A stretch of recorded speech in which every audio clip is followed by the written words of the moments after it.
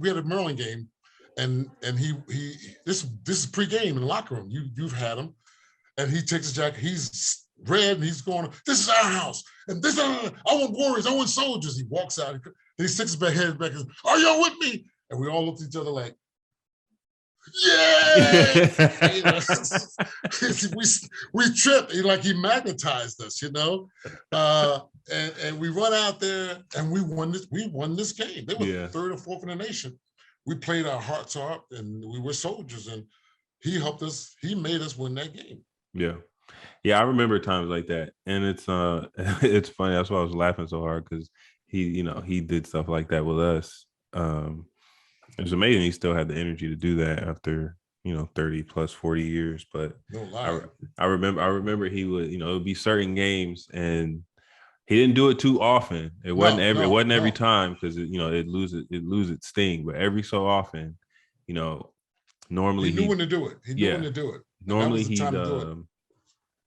he'd come in normally and just go over the scout. Hey, this guy, we're doing this. We're gonna send him right or send him left. Blah blah blah. This guy, we're doing that. Yep. And then we come in, huddle, boom, break. But then every so often he just come in and to start screaming, and so we'd all be going nuts, and we were like, little Bobby Knight, let's go. And so little Bobby Knight. That was always fun, man. You mentioned he knew how to fire us up. I mean, he was good. Absolutely. You mentioned your guy Kenny Denard. Oh my God. Who is your guy? How you guys stay friends for 40 plus years? I'm insane. You remember Rick James said cocaine's a hell of a drug? Kenny's a hell of a drug. Kenny Denard is a hell of a drug. So, from day one, when I came there, we were out on the court, and it was my first time being seen and playing everybody. I think some of the guys from State Central were there, and I went up to go up and dunk, and he went after it. Mm-hmm. He tried to block it. We crashed to the ground. And we laid down there, and everybody was freaking out. Here I am, my first month there, and the number one player, the Messiah, whatever you want to call it. And here is Kenny Denard from Kings, nuthead, crashes into the prize prince. And we laid on the floor, and we looked at each other, and I looked at him, I says, yeah, that's how you play the damn game.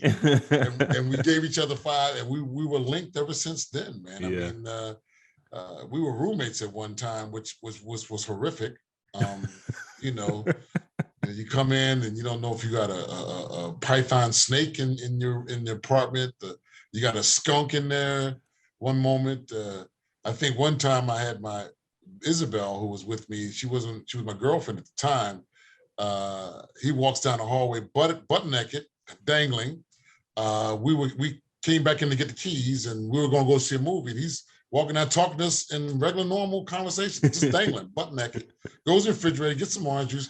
He's drinking, telling us about, well, that movie, don't see that movie, see another movie. She's standing, I'm standing there.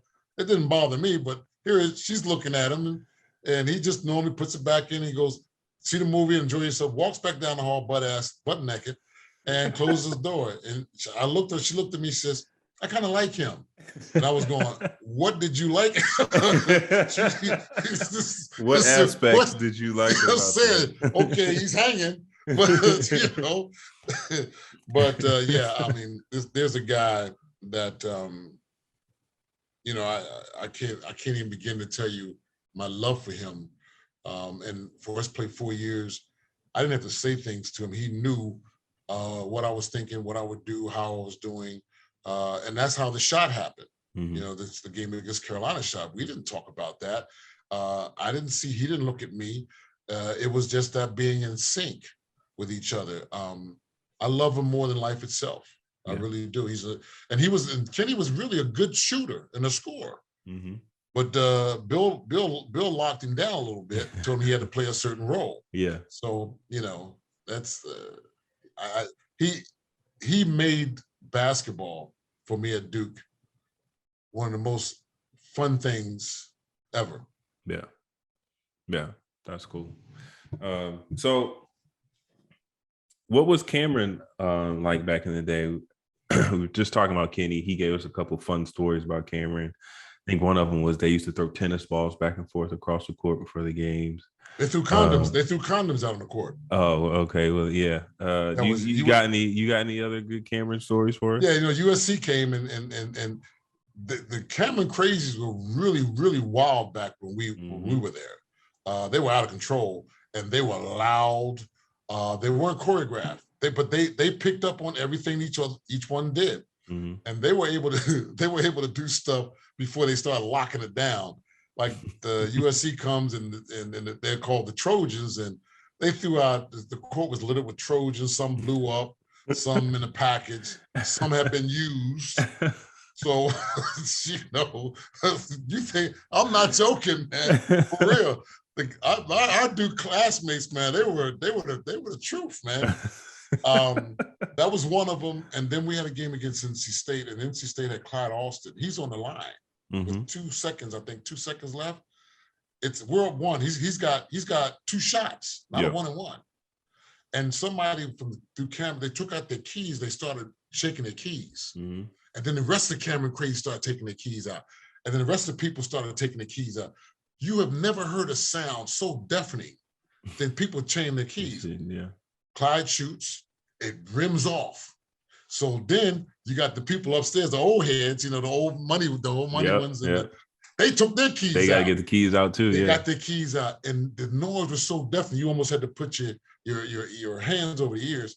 And they did it, and he missed the second one the same way, rolled in, rolled out. We win the game.